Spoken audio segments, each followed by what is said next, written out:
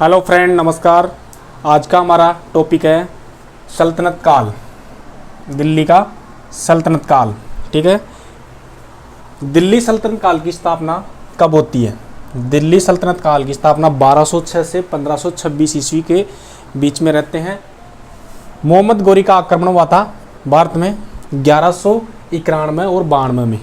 मोहम्मद गोरी का आक्रमण 1191 और 1192, ये दोनों युद्ध लड़े गए तराइना के युद्ध कहलाते हैं। तराइन के मैदान में तराइन का युद्ध।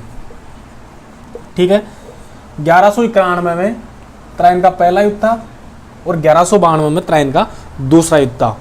जब 1192 में 1192, ठीक है, 1192 में तराइन का दूसरा युद्ध होता है। उसमें मोहम्मद गोरी की विजय होती है और पृथ्वीराज चौहान की पराजय होती है। पृथ्वीराज चौहान के पराजय के साथ साथ ही समझ लो पूरे भारत में मुस्लिम साम्राज्य की स्थापना हो जाती है और मोहम्मद गोरी भारत को जीतकर यहाँ पर अपना प्रतिनिधि छोड़कर चला जाता है और वापस कहाँ लौट जाता है? काबुल लौट जाता है। ठीक है दोस्तों, या गजनी लौट जाता है। अब बात करते हैं उसके चार क्या थे? गुलाम थे। चार गुलाम थे किसके? मोहम्मद गोरी के। चारों गुलामों की में थोड़ी चर्चा कर लेते हैं। पहले भी मैंने वीडियो में बताया था आपको, और चौथा नंबर का था। तो पहले नंबर का था कुतुबुद्दीन ऐबक। कुतुबुद्दीन ऐबक, ठीक है दोस्तों। दूसरा था यालदोज कुबाचा, और चौथे नंबर का था बख्तियारुद्दीन खिलजी। ठीक है, बख्तियारुद्दीन खिलजी। तो इसमें से कुतुबुद्दीन ऐबक सबसे उसका विश्वसनीय और खास गुलाम था उसका, यानी कि ये चारों ही गुलाम थे उसके किसके? मोहम्मद गोरी के। लेकिन कुतुबुद्दीन ऐबक उसका खास विश्वसनीय पात्र था, क्योंकि ये उसका क्या था? दामाद। ये इसका दामाद था। मोहम्मद गोरी का दामाद भी था कुतुबुद्दीन ऐबक। तो इसको क्या दिया था उसने? लाहौर का प्रतिनिधि बना के गया था वो गोरी इसको। और यालदोज को गजनी का प्रतिनिधि बनाया था। कुबाचा को मुल्तान कहाँ पे है? वर्तमान पंजाब क्षेत्र के आसपास का एरिया। ठीक है, और बख्तियारुद्दीन खिलजी को क्या दिया गया था? बंगाल का परगना दिया गया था। तो हम सबसे पहले बात करते हैं यहाँ पे कुतुबुद्दीन ऐबक की, जिसने दिल्ली सल्तनत की स्थापना की, क्योंकि उसने चारों गुलामों को अपना साम्राज्य बांट दिया हिंदुस्तान में। लेकिन सबसे विश्वास पात्र था कौन? कुतुबुद्दीन ऐबक, क्योंकि वो उसका दामाद भी था मोहम्मद गोरी का। ठीक है,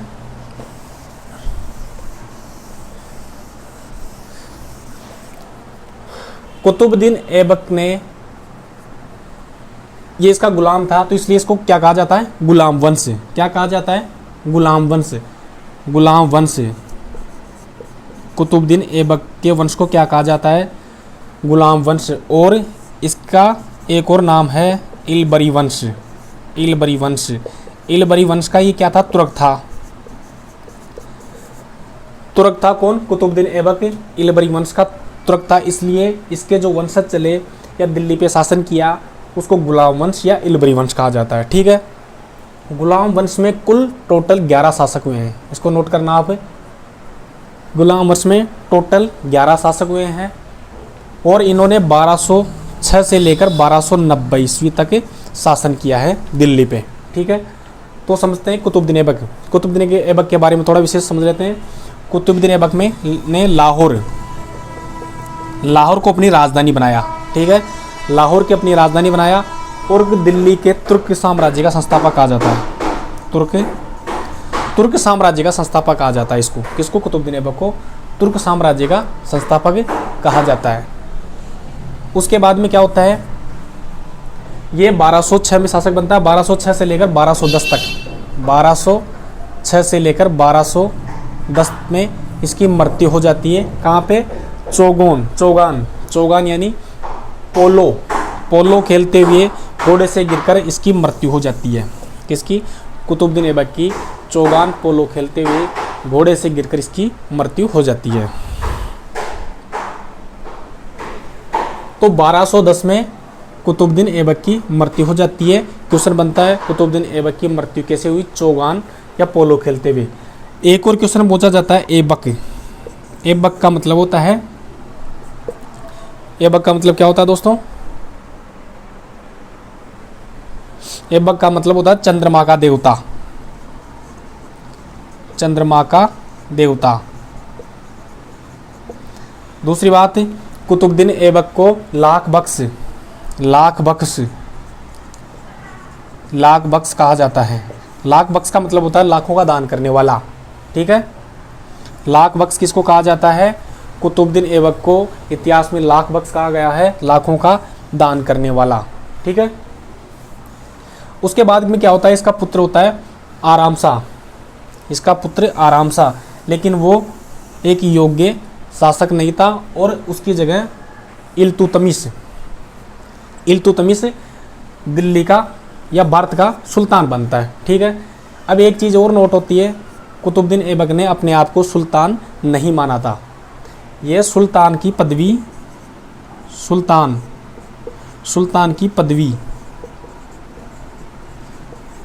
धारण नहीं किया था इसने। सुल्तान की पदवी धारण नहीं किया था इसने। सुल्तान की पदवी धारण करता है इल्तुतमिश। ठीक है, इल्तुतमिश 1210 से लेकर 1236 ईस्वी तक शासन करता है दिल्ली के ऊपर। अब सबसे पहली बात क्या होती है, इल्तुतमिश को क्यों जाना जाता है इतिहास में? क्योंकि इल्तुतमिश ने लाहौर से दिल्ली राजधानी को स्थानांतरित किया। लाहौर से दिल्ली राजधानी बनाया दिल्ली को। ठीक है, लाहौर किसकी राजधानी थी? कुतुबुद्दीन ऐबक की। इसने लाहौर से दिल्ली को राजधानी बनाया। ठीक है, और ये इसका दामाद था, कुतुबुद्दीन ऐबक का दामाद था। देखो, कुतुबुद्दीन ऐबक गौरी का दामाद था। अब ये किसका दामाद था? ये इसका दामाद है। कुतुबुद्दीन ऐबक का दामाद कौन है? इल्तुतमिश दामाद। इल्तुतमिश कुतुबुद्दीन ऐबक का दामाद था। ठीक है, तो इसको कहा जाता है दामाद का दामाद या गुलाम का गुलाम। ठीक है, इसको क्या कहा जाता है? गुलाम का गुलाम या दामाद का दामाद। ठीक है, मोहम्मद गौरी का गुलाम कौन था? कुतुबुद्दीन ऐबक। कुतुबुद्दीन ऐबक का गुलाम कौन था? इल्तुतमिश। इसलिए इल्तुतमिश को गुलाम का गुलाम कहा जाता है। ठीक है, एक और क्वेश्चन बनता है इल्तुतमिश से। इसने इक्ता प्रथा चलाई थी। इक्ता का मतलब होता है भूमि। इक्ता का मतलब होता है भूमि, यानी कि इसके काल में जितने भी इसके अधिकारी थे, सैनिक अधिकारी या प्रशासनिक अधिकारी, उसको जो वेतन देते थे, तनख्वाह देते थे, उसके बदले में नगद न देकर उसको एक भूमि दे दी गई, उसको ज़मीन दे दी गई या उसके नाम परगना या ज़मीन अलॉट कर दी गई कि उसकी आमदनी तू खा और मौज कर, तेरे को नगद वेतन नहीं दिया जाएगा। और इसी को कहा जाता है इक्ता प्रथा। तो इक्ता प्रथा किसने स्टार्टिंग की थी? इल्तुतमिश ने, सर्वप्रथम इल्तुतमिश ने। और सुल्तान की पदवी भी सर्वप्रथम किसने धारण की थी? सुल्तान की पदवी सर्वप्रथम इसने धारण की थी इल्तुतमिश ने। किससे? काबुल का कौन था? खलीफा, बगदाद के खलीफा से इसने सुल्तान की पदवी धारण की थी। किसने? इल्तुतमिश ने। और एक और क्वेश्चन बनता है यहाँ से, इसने चहलगानी या उसको बोला जाता है चालीसा, इसका गठन किया था। किसने? इल्तुतमिश ने। 3-4 कामों से जाना जाता है। ठीक है, एक तो सबसे पहली बात इक्ता प्रथा की इसने शुरुआत की थी, क्योंकि इसके अधिकारियों को, सैन्य अधिकारियों को या प्रशासनिक अधिकारियों को नगद वेतन ना देकर भूमि दे दी गई, उसकी आमदनी होती थी, इसलिए उसको इक्ता प्रथा स्टार्ट की। और चहलगानी या चालीसा, एक इसने अपने महत्वपूर्ण सरदारों का 40 सरदारों का एक संगठन बनाया था सपोर्ट करने के लिए, उसको परामर्श देने के लिए। ठीक है, उसका नाम था चहलगानी या चालीसा।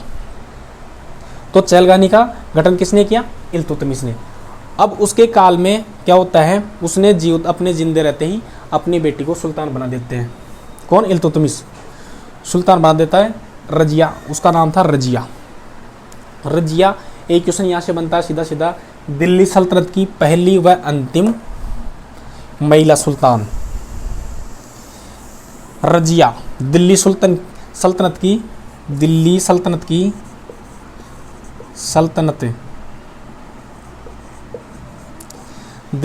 की पहली व अंतिम क्या थी ये? महिला सुल्तान रजिया।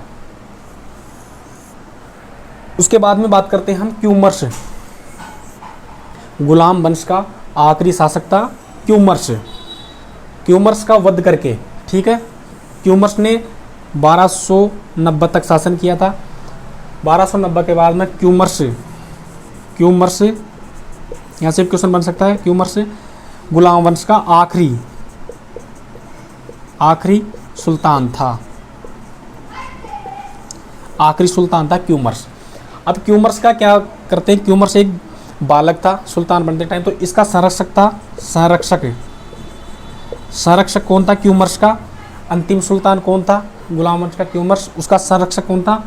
जलालुद्दीन फिरोज खिलजी।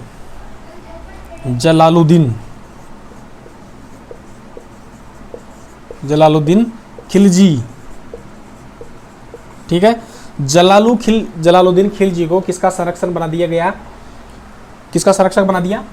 क्यूमर्स का। अब इसने क्या किया? क्यूमर्स की हत्या करके खुद ही शासन पे बैठ जाता है और इसने खिलजी वंश की स्थापना की दिल्ली सल्तनत में। इसको किस नाम से जाना गया? दिल्ली सल्तनत में खिलजी वंश के नाम से। तो गयासुद्दीन खिलजी ने दिल्ली सल्तनत में अपना जो वंश चलाया, गयासुद्दीन हो गया इसमें, यह है जलालुद्दीन फिरोज खिलजी। जलालुद्दीन खिलजी ने खिलजी वंश की स्थापना की। खिलजी वंश की स्थापना होती है 1290 में। 1290 से लेकर 1320 तक दिल्ली सल्तनत में खिलजी सुल्तान हुए 5। देखो क्वेश्चन कैसे बनता है, खिलजी सुल्तान कितने हुए? 5 सुल्तान थे खिलजी। 1290 से लेकर 1320 तक इनका शासन रहा था। खिलजी वंश की स्थापना किसने की थी? जलालुद्दीन खिलजी ने। सबसे प्रसिद्ध था अलाउद्दीन खिलजी। एक और क्वेश्चन बनता है यहाँ से जलालुद्दीन फिरोज खिलजी के बारे में। इसने रणथंबोर दुर्ग को सर्वप्रथम फतह किया था, यानी कि जीता था। रणथंबोर दुर्ग को जीतने वाला पहला सुल्तान जलालुद्दीन खिलजी। नोट करना आप, जलालुद्दीन खिलजी ने रणथंबोर दुर्ग को सबसे पहले जीता था। उसके बाद में प्रसिद्ध होता है अलाउद्दीन खिलजी ने 1301, 1303 दो युद्ध किए, बहुत भयानक। 1301 में रणथंबोर को जीता, और 1303 में चित्तौड़ को, ठीक है। अब इसके बाद में होता है खिलजी वंश का आखिरी सुल्तान था, वो था नासिरुद्दीन खुसरो खां। तो 1320 तक इसने शासन किया नासिरुद्दीन खुसरो खां ने। उसके बाद में दिल्ली के सुल्तानों का शासन होता है तुगलक वंश के नाम से। तुगलक वंश का जो शासक था वो 1320 से लेकर 1414 तक इन्होंने शासन किया। किसने? तुगलकों ने। अब तुगलक वंश की कुछ खास बातें हम समझेंगे। 1290, 1320, ठीक है। हम तुगलक वंश की कुछ खास बातें समझेंगे। गयासुद्दीन तुगलक ने इसकी स्थापना की। इसमें कुल 9 शासक हुए तुगलक वंश में। अंतिम शासक था नासिरुद्दीन महमूद, और 1320 से लेकर 1414 ईस्वी में इन्होंने 9 सुल्तान बनाए। अब सबसे बड़ी बात होती है तुगलक वंश आखिरी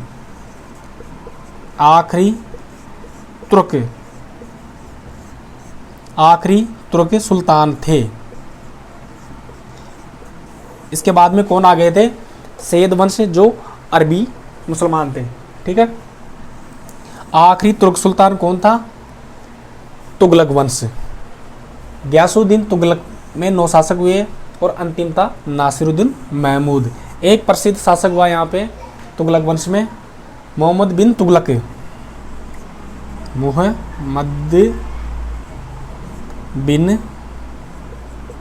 तुगलक, मोहम्मद बिन तुगलक। और एक होता है फिरोज शाह तुगलक, फिरोज शाह तुगलक। और अंतिम जो सुल्तान था तुगलक वंश का वो था नासिरुद्दीन महमूद। अब इसमें सबसे बड़ी खास बात ये होती है कि इसके टाइम पे, नासिरुद्दीन महमूद के टाइम पे तैमूर का आक्रमण होता है। तैमूर का आक्रमण, क्वेश्चन सीधा सीधा बन जाता है, तैमूर का आक्रमण भारत में कौन से सुल्तान के समकालीन हुआ? तो वो बात आती है नासिरुद्दीन महमूद की 1398 में। तैमूर का आक्रमण कब हुआ था? 1398 में। 1398 में तैमूर ने कत्लेआम किया और नासिरुद्दीन महमूद को पराजित किया और दिल्ली पर किसका शासन हो गया? तैमूर का। ठीक है। तो और एक बात दूसरी, मोहम्मद बिन तुगलक। मोहम्मद बिन तुगलक किसके समकालीन था? विजयनगर। विजयनगर में कौन थे? हरिहर बुक्का। हरिहर बुक्का। देखो इस वीडियो पे आप ज़्यादा वो ना करें, अलग से वीडियो लेके आऊँगा मैं तुगलक वंश पे, इस पे सॉरी सल्तनत काल पे। गुलाम वंश, खिलजी वंश, तुगलक वंश, सैयद वंश और लोधी वंश बिल्कुल अलग क्लियर से पढ़ेंगे। इसमें मोटा मोटी आप इसको देख लो कि सल्तनत काल में क्वेश्चन कहाँ कहाँ से बनते हैं, मोटा मोटी, है ना। ठीक है। और उसके बाद में 1320 से लेकर 1414 तक इनका शासन रहता है। अब उसके बाद में क्या होता है? तैमूर का आक्रमण होता है 1398 में। तैमूर ने क्या, दिल्ली को जीतकर एक अपना प्रतिनिधि, देखो जितने मुसलमान आक्रमणकार गया है उन्होंने यहाँ की धन दौलत लूट के ले गए और अब यहाँ पे प्रतिनिधि छोड़ गए। देखो ये भी प्रतिनिधि था गुलाम वंश का, कुतुबुद्दीन ऐबक। अब इसने क्या किया? तैमूर ने अपना एक प्रतिनिधि था, कौन था? खिज्र खां। खिज्र खां को मुल्तान का शासक बना के गया। कौन? तैमूर। तैमूर ने क्या किया? खिज्र खां को मुल्तान का शासक बना के गया। अब इसने खिज्र खां ने क्या किया? मुल्तान की जगह ये तो साम्राज्यवादी विस्तार की नीति के तहत दिल्ली पे शासन कर लिया और पूरे भारत पे शासन करने लग गया। यानी कि दिल्ली पे शासन हो गया, समझ लो पूरे भारत पे शासन हो गया। अब यहाँ से क्वेश्चन बनता है खिज्र खां से या सैयद वंश से कि ये एकमात्र वंश जो शिया मुसलमान थे, एकमात्र वंश शिया मुसलमान, एकमात्र शिया मुसलमानों का वंश कौन सा है? सैयद वंश। कौन सा है मुसलमान? शिया। बाकी जितने भी यानी कि 1 2 3 4 वंश हुए वो कौन थे? सुन्नी मुसलमान। इसका आखिरी सुल्तान कौन था सैयद वंश का? अलाउद्दीन आलम शाह, जो 1451 तक रहा। उसके बाद में क्या होता है? लोधी वंश। लोधी वंश की स्थापना किसने की थी? बहलोल लोधी ने। बहलोल लोधी ने इसकी स्थापना कब की थी? 1451 में। इसमें टोटल 3 शासक हुए, बहलोल लोधी और सिकंदर लोधी और तीसरा इब्राहिम लोधी। लोधी वंश में कुल टोटल 3 शासक हुए, बहलोल लोधी, सिकंदर लोधी और इब्राहिम लोधी। और सबसे आखिरी था इब्राहिम लोधी, सबसे पहला था बहलोल लोधी। अब यहाँ से क्वेश्चन कैसे बनते हैं मैं आपको बता देता हूँ। लोधी वंश में प्रथम अफगानी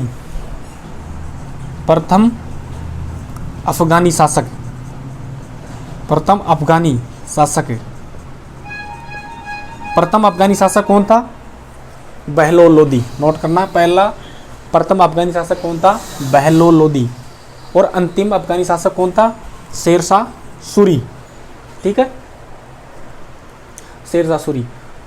तो अंतिम शासक था इब्राहिम लोधी। इब्राहिम लोधी के टाइम पे क्या होता है? किसका आक्रमण होता है? मुगलों का आक्रमण होता है। किसका? बाबर का। इब्राहिम लोधी के टाइम पे 1526 में क्या होता है? पानीपत का युद्ध।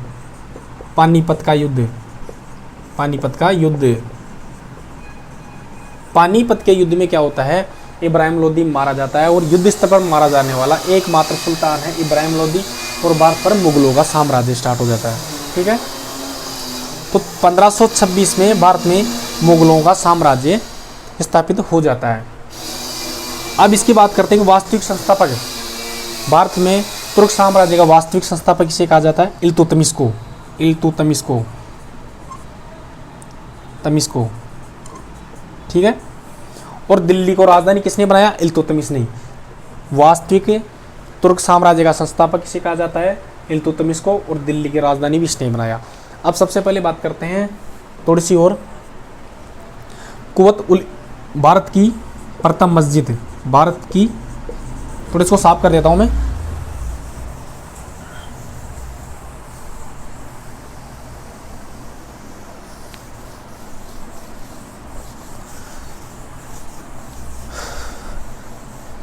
अब इनको एक चीज में पहले आपको बता दूं, ट्रिक के हिसाब से, ट्रिक के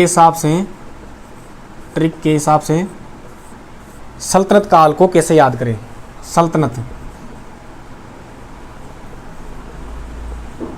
सल्तनत काल। ठीक है, सबसे पहले बात करते हैं, आपको 5 वर्ड याद करना, गु खी तू से लो।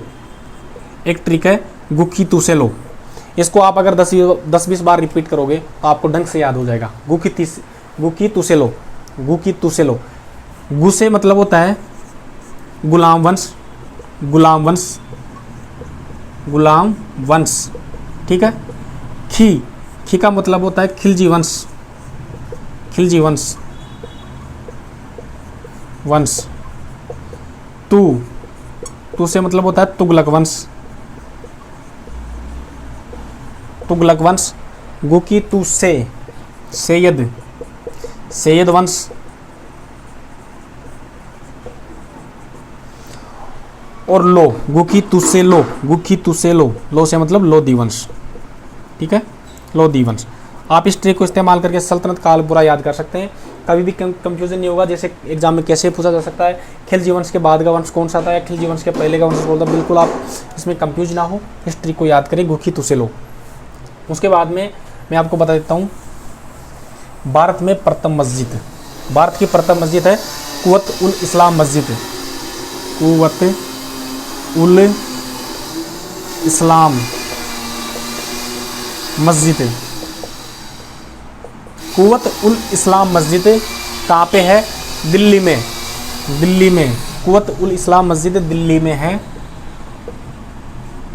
दिल्ली में राय फितोरा महल, राय फितोरा महल, राय फितोरा महल,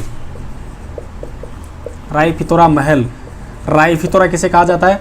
पृथ्वीराज चौहान का महल, पृथ्वीराज चौहान का महल था, उसकी जगह पे बनाई गई मस्जिद है। भारत की प्रथम मस्जिद जो किसने बनाई थी? कुतुबुद्दीन ऐबक ने, कुतुबुद्दीन ऐबक ने। ठीक है, भारत की प्रथम मस्जिद कौन सी है? कुवत उल इस्लाम मस्जिद, जो किसने बनाई थी? कुतुबुद्दीन ऐबक ने। भारत की प्रथम मस्जिद राय पिथौरा महल, यानी कि पृथ्वीराज चौहान के महल की जगह पे। दूसरी मस्जिद है भारत की, कौन सी है? 2.5 दिन का, सॉरी, राजस्थान की राजस्थान की पहली मस्जिद है, राजस्थान की पहली मस्जिद,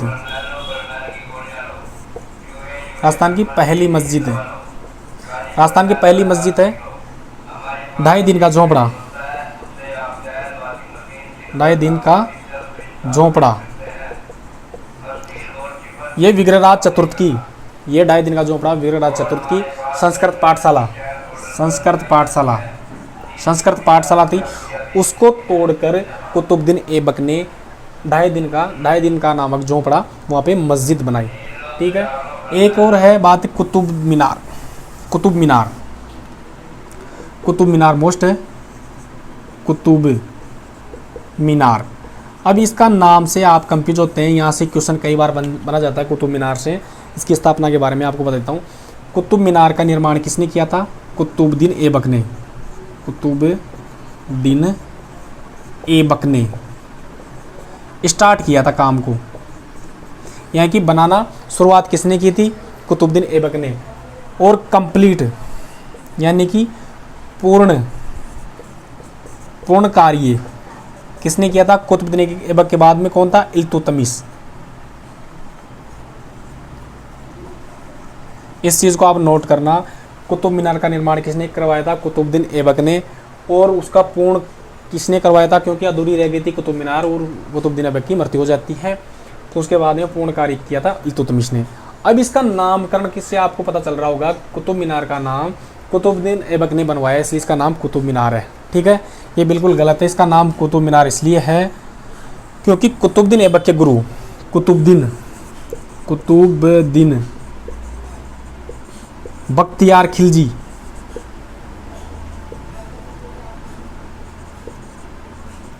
कुतुबुद्दीन बख्तियार काकी, खिलजी नहीं सॉरी, किसके गुरु थे? कुतुबुद्दीन ऐबक के गुरु थे कुतुबुद्दीन बख्तियार काकी की स्मृति में। कुतुबुद्दीन बख्तियार काकी की स्मृति में कुतुब मीनार का निर्माण करवाया गया। ठीक है, तो मेरे को आशा है कि आपको ये वीडियो पसंद आया होगा। ठीक है, और बने रहिए हमारे चैनल पे अगले नेक्स्ट अपडेट के लिए। थैंक यू, और हमारे चैनल को सब्सक्राइब करें, लाइक करें और शेयर करें।